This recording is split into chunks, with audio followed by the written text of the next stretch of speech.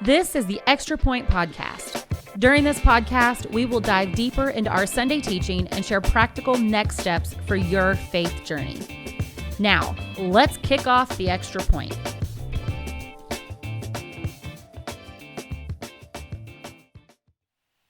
Hey, welcome to the Extra Point. I'm Cheryl Ross, the Next Steps and Discipleship Pastor here at Southridge Church, and I'm with Scott Beha, our lead pastor, and we are kicking off the new year with a new series called Unlikely Heroes. And Pastor Scott, can you just share with us what we can expect from this series over the next several weeks, kind of what it's all about, and a little recap of what we heard on Sunday?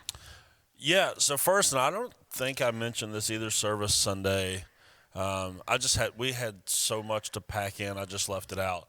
But Unlikely Heroes is a series that we were doing with multiple Church of Gods around the state. Maybe I did it one service, I don't remember. But either way, I will start with that. So every year, a bunch of the Church of Gods that we're affiliated with try to preach at least the same topics. I think we're doing some different characters because where this is actually my series. From like 2017 or 2018, and we've done different variations of it. I've done a lot of the like unlikely heroes, but it's my summation that really everyone in the Bible, anyone that's ever done anything significant for God in all of human history, is an unlikely hero when you really think about it. Every person that ever gets saved is a miracle. Every person that ever leads someone else to Christ, that's a miracle. Like people that step out on faith and just do whatever it is that God's calling them, it's all miracles. So everyone is unlikely in some way because none of us are worthy of it. None of us got where we are all by ourselves. And so we're focusing on some folks in the book of Acts, which is actually a part of the Bible that I probably haven't preached from. I just opened up this morning where I keep all my sermons, and I started my 11th little tab that says 2026. So this will be my 11th year of full-time preaching. Like I was in ministry before that, but of me like keeping my sermons, 11 years of starting new little tabs. And over that time, Acts has probably been one of them like we pop into here and there, but like there hasn't been a whole lot of focus study there. So we're going to do 4 straight weeks on different characters and the different roles that they've played and how they speak to this topic of unlikely heroes, but also just more than that.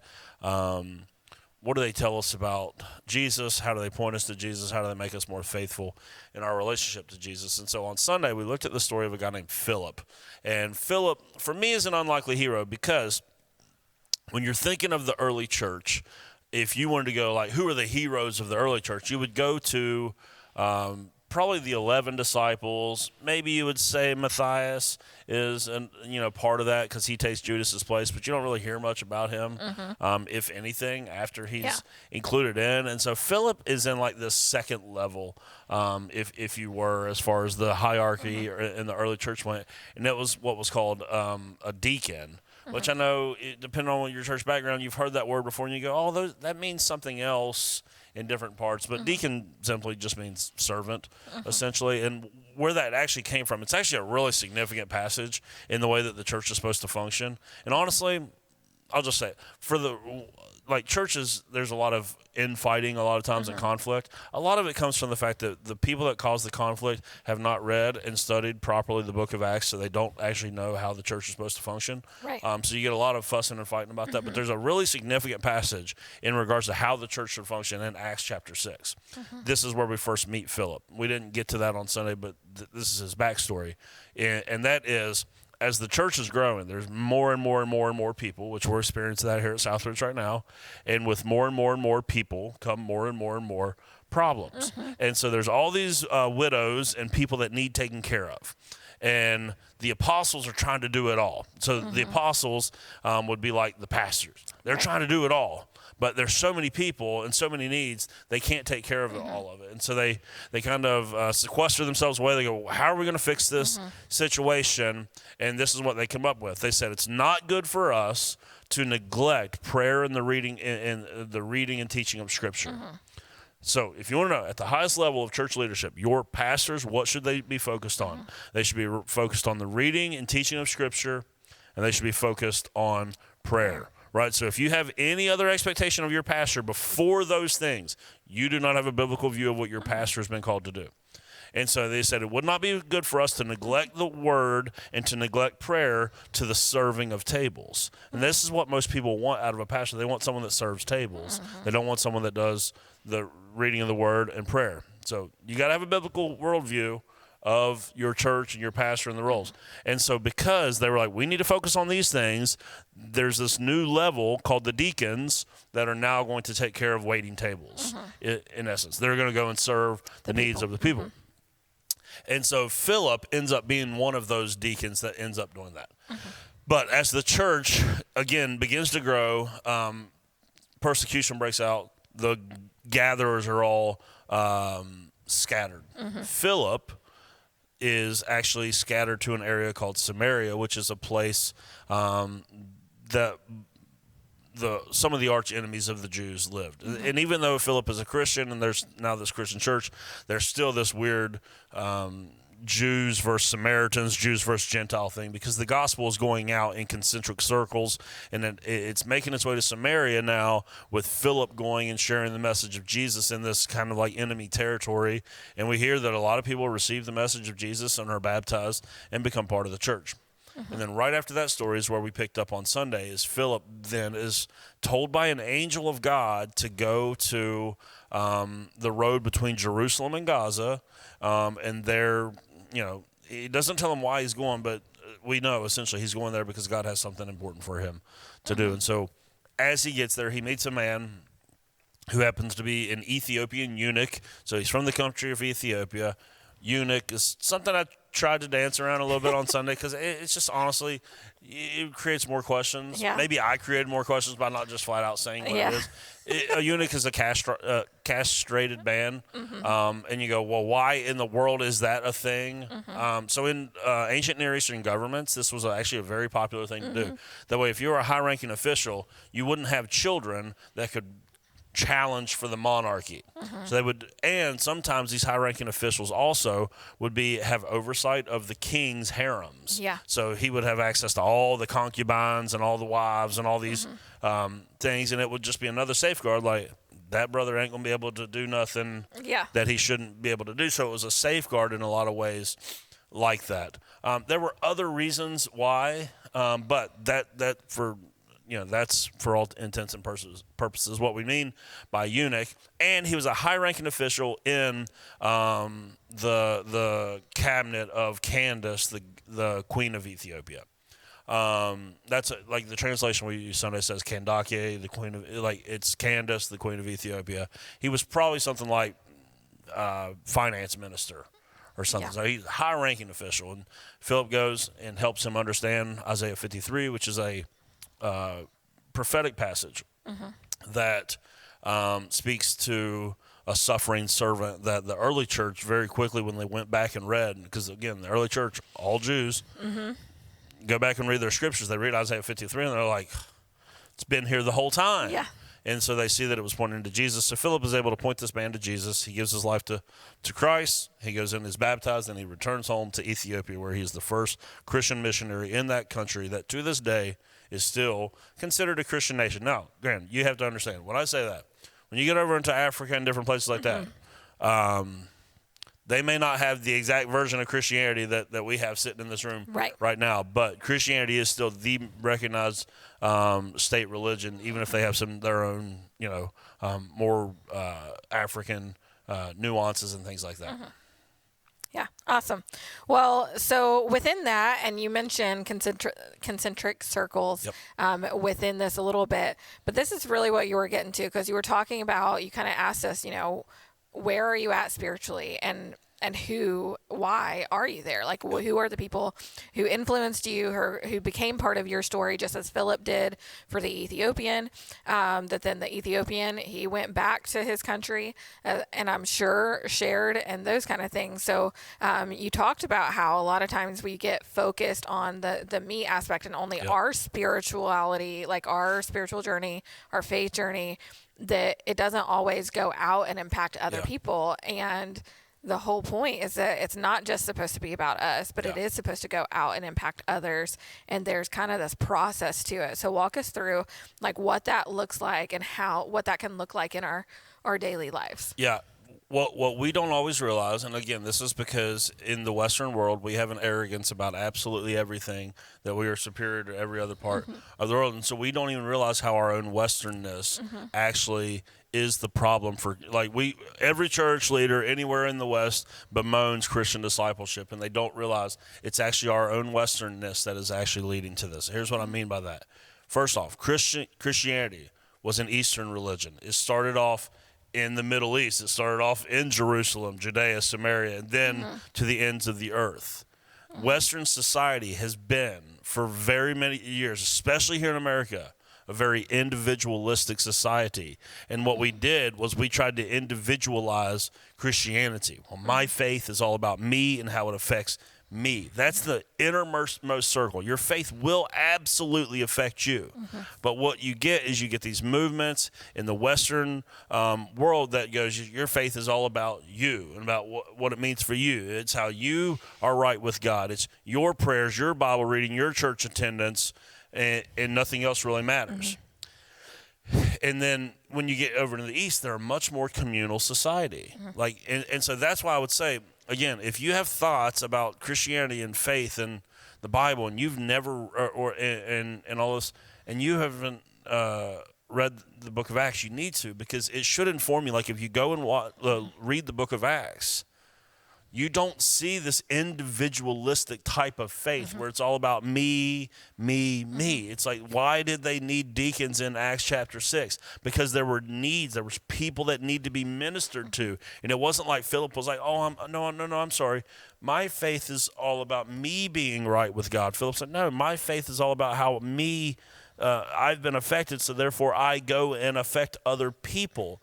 And so that's what is wrong with Christian discipleship a lot of times, is we want to focus on, all right, Cheryl, what's your sin? How can I get rid of your sin in your life? Let me help you get rid. And so all we do, we focus on our own personal sins over and over and over and over and over and over. And we never get to mission, because it's like, well, I'm always still trying to clean up my life. Listen, brother, sister, listening to this right now, if you are waiting to get your crap together before you go help other people, you are going to live a life that's all about you, and you're never going to get to the point where you actually go help other people, because you ain't ever going to get it all cleaned up the way that you want to get it cleaned up. But I'll tell you something that's actually much more transformative than you trying to fix yourself after you come to faith in Jesus Christ, is letting God use you to bring other people to him. That will be more sanctifying than just about anything else that you can do in your Christian journey.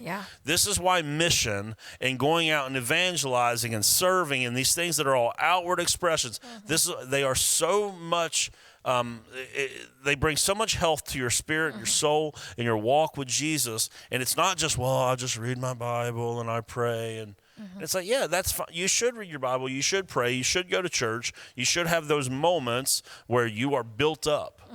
But if you are only building yourself up so the way you can be built up and no one else around you is being impacted by that, then ultimately it's not having the desired effect. Because if you go and look at the scriptures, it was always about other people. And so that center circle is all about you, which is where it starts. And maybe that's where every day for you starts. But then it begins to go out. It has. I said it on Sunday. I didn't even have it in my notes, but I feel like the Lord just revealed it to me on Sunday morning. But it's like, if your faith is not affecting other people, it's really not affecting you. All you have done, if you have the sort of faith that's all about you, this is why I always challenge people. Like, oh, my relationship with the Lord is private. No, it's not. You were brought into the church. It is a communal faith.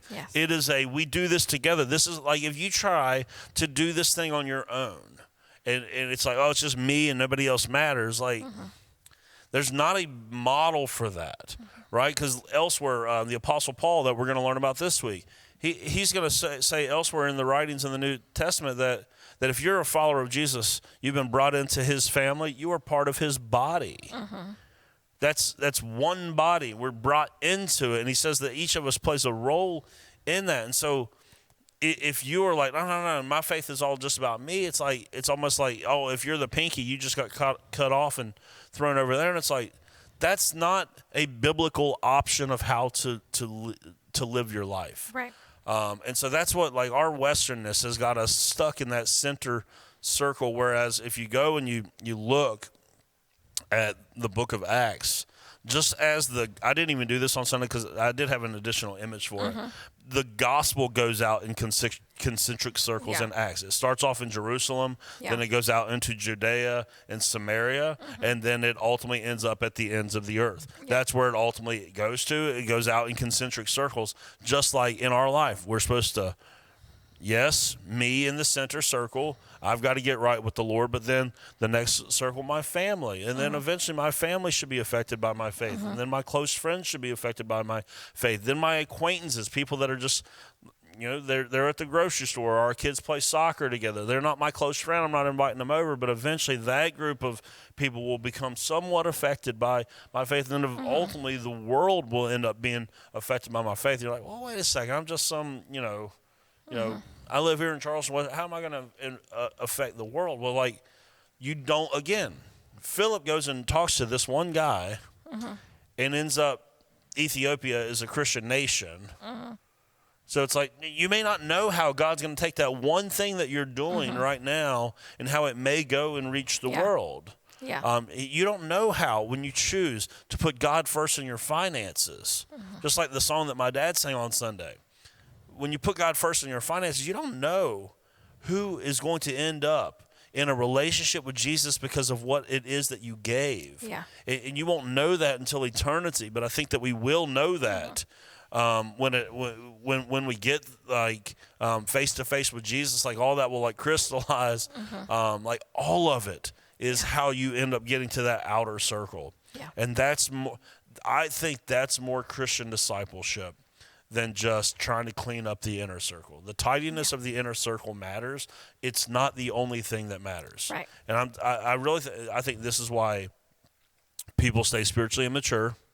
They get so focused on them and their own sins, and that's why they end up cynical and they end up depressed because it's all about them, and how they can't get it right. Even though Jesus saved them, they can't get it right. It's like you can't get it right because you ain't focused on the right thing. And then it's the same thing that happens to churches that die.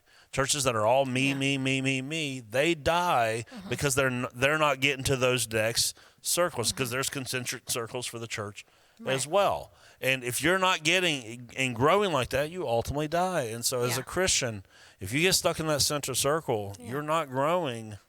And there's something amiss. There's something out of alignment. I would really, really, if you felt convicted by this idea that you're living solely in the center circle, I would go and read the book of Acts and watch how that group of 120 people starting in Jerusalem, at one point, they are criticized by people in the town that said these people have filled this city with this gospel of Jesus. Filled the city. It started with 120 people to the point where a city of over 1 million people go, you filled the whole city with this nonsense. That's the power of what happens when people get captivated by the gospel of Jesus Christ and go, yes, my life is not about me. Right? There's too many people. You're trying to live it all about you because it's almost like I think the title Craig Groeschel uses is like you're a Christian atheist. Like you're saved, but you're living like this is all that there is. Yeah. You're living like this is all that there is.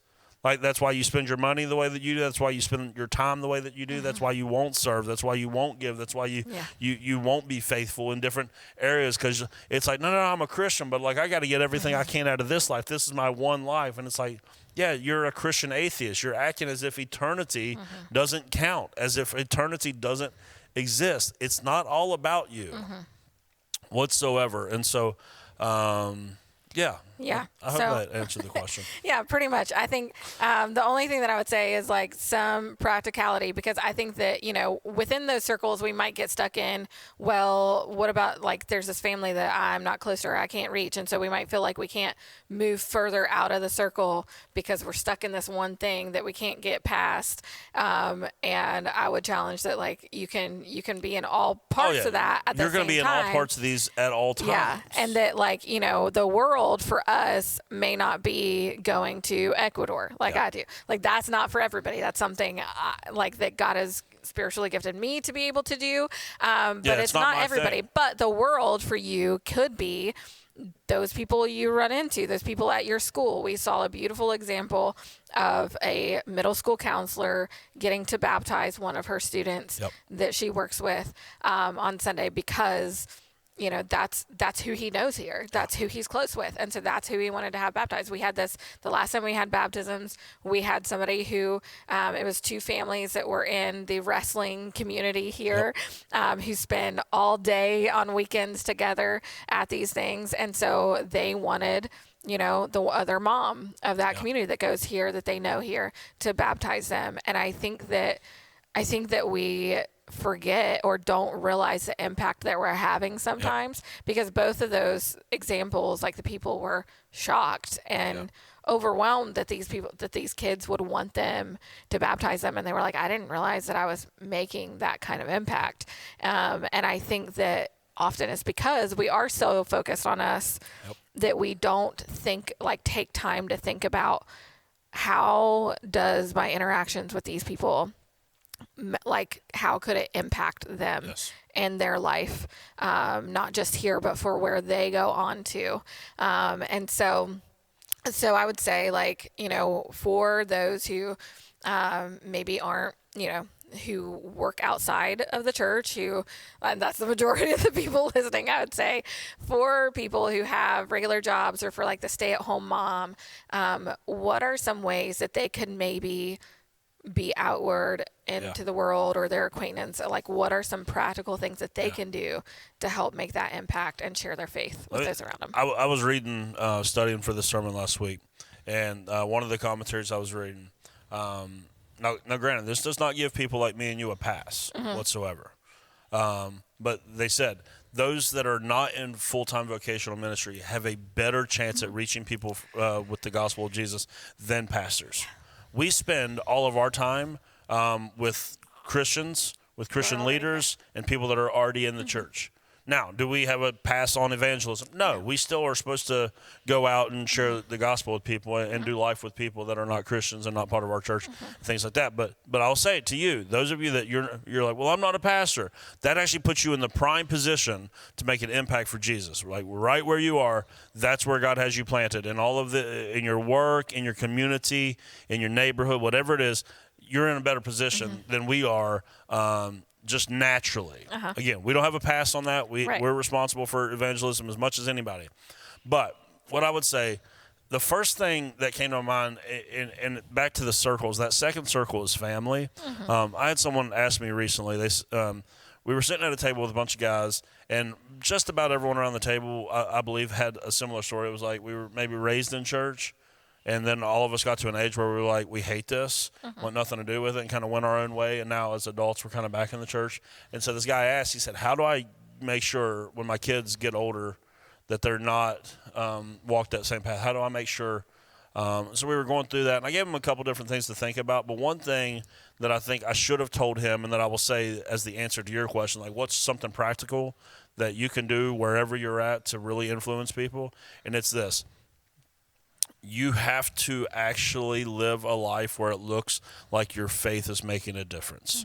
I really think families that raise their kids in church that ultimately have kids walk away, it's because the kids don't see how your life is any different than the lives of their friends' parents who are not Christians. There's no discernible difference. You wake up, you go to work like them, you spend your time like them, you spend your money like them, you drink like them, you talk like them, you socialize like them, and you divorce like them. Yeah, you divorce like the rest of the world. You cheat on each other like the rest of the world. It's like there's so many times you raise your kids in church, but if church isn't having and Jesus isn't having the effect on your life, it will be the biggest hindrance to your kids coming to faith in Jesus and staying in the church, and it will be the biggest hindrance to anyone around you that you are trying to influence. So I cannot overstate the importance of just your Christian witness. And again, I'm not talking about some sort of legalism where you're I'm not talking perfection. I'm just saying it has to be a real experience, that they have to be seeing someone that's genuinely convinced that Jesus is the Christ and trying to, with everything in them, wrestling to live that out. And even if you do fall short, and if you fall short in front of those people that you're trying to influence, making sure that they understand that you're still a work in progress as much as anything. So I'm not saying perfection, but I'm telling you there has to be evidence that your faith is having an effect. If not, your kids will sniff it out and they'll go, this is nonsense. I don't want anything to do with this. Your friends around you, they go, well, wait a second. You're as messed up as we are, but you go to church. Why would I go to church and add to my own guilt if it's not even helping you? They have to see that it's having an effect, that in some way, shape, or form, no, you are not perfect, that something has to be different about you. Maybe it's your ability to apologize, to make things right, or maybe it's your ability to take responsibility when you mess things up. Ball gets dropped at work, and you're the type that, I messed that up. Like, I didn't get that right. Whatever it might be, or you're the type when everyone else is sitting around the coffee pot and they're talking about the boss, you're like you're not standing in there going, oh, I can't believe you guys are doing this. I'm a Christian. I don't do this. No, but maybe you're the person that's like, hey, maybe there's a different perspective to this, or you know what? I'm just going to silently dip out and go back to my cubicle because I don't want to be part of that. People take notice of that. They have to see that it's working for you. And I know that's very crude terms to talk about your faith, that it's working. They have to see that there's some merit to the life you are living. Because to them, it's like, so wait a second, tell me about your Sunday. You woke up early on Sunday to go to church and to serve in the nursery. And you were at church 5 hours, and you give significant amounts of your income to that same place, and then you show up for a group on a Sunday or a Wednesday, you give them even more time, and then when they have all these special events, you're there also, and they go, well, if it's not having any effect on your life, you look like a crazy person. Yeah. And truthfully, that's the case for a lot of people that go to church. You give all this time, effort. It's like someone that if you knew someone at work and they were putting in 80 hours a week, but they weren't getting anything done, you would look at them and go, so what exactly are you doing while you're there? Yeah. Right? That's just what you would think. Or for me, I give this example all the time. Whenever I was in high school, I used to go to the gym every single day after school with the baseball team because you had to go to the gym if you were part of the baseball team. There was no noticeable difference in my body whatsoever. Why? Because I was going to the gym, but I wasn't lifting the weights. Yeah. That's what most people at church do. They go to church. They're not lifting the weights whatsoever. It's having no noticeable difference, and that's why the people around you are not affected. But I promise that the moment that your life really begins to show evidence that Jesus is the Christ and that he is transforming you from the inside out, people around you will take notice and will want something to do with that. There's all kinds of other practical things that we learned Sunday. Ask good questions like Philip did. Ask more questions than the answers that you have. Yeah. Because all you're really trying to do is get people to open up. That's all it is. And again, it's not manipulation. I'm not trying to get you to open up so then I can fix you with Jesus. Right. You have to genuinely care about people. And again, if you are a genuine person of faith that is being transformed from the inside out by Jesus, you will actually ask questions, not because you want to manipulate them into being able to go to church and go, I evangelized someone this week, but because you actually care about this person, and then you will be able to step into their life, into their situation, into their mess, and be able to give love and support, and then ultimately point them to Jesus the way that Philip did. Yeah, that's so good. Well, awesome. We will be back here again next week with another extra point and some more practical next steps for your faith journey. Thanks for tuning in to The Extra Point. Be sure to subscribe to the Southridge Church podcast and tune in every Wednesday for another episode of The Extra Point.